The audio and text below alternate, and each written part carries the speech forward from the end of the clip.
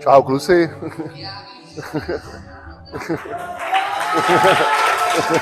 Tak co, jak se vám to líbilo? Jo. Jestli co zajímá, takhle, co jste viděli v tom filmu a jestli chcete. Já zlatý mít jsem nedostal v Evropě nikdy. Vlastně v Čechách, z českých hráčů to získal jenom Pavel Nedvěd a pan Masopust, ale jednou jsem se dostal do nominace aspoň 50 hráčů. Zrovna v ten rok, co to vyhrál Pavel Nedvěd, a skončil jsem, myslím, 28. I to byl pro mě úspěch se dostat vůbec do té 50 členů nominace. To poplesk. Pavel kartičky podepsaný, tak chcete někdo kartičku podepsanou?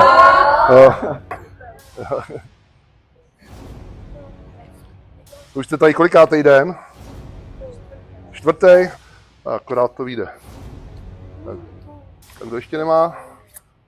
Tak není. Proč ne, když se tomu budete věnovat, hlavně aby vás to bavil ten fotbal a budete mít taky štěstí na ty správný lidi a opravdu to hrát s láskou, tak se to může povést, proč ne?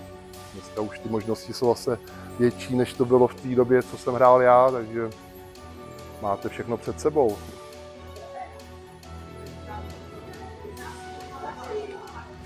Čelo ne, kluci, jenom triko.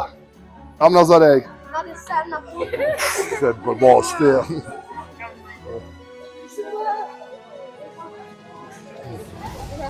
Jo.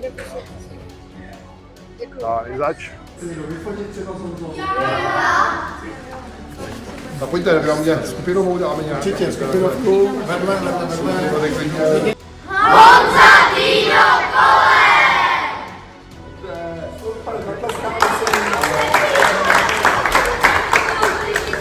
Tak líbilo se mi to moc, nečekal jsem, že Honza přijde.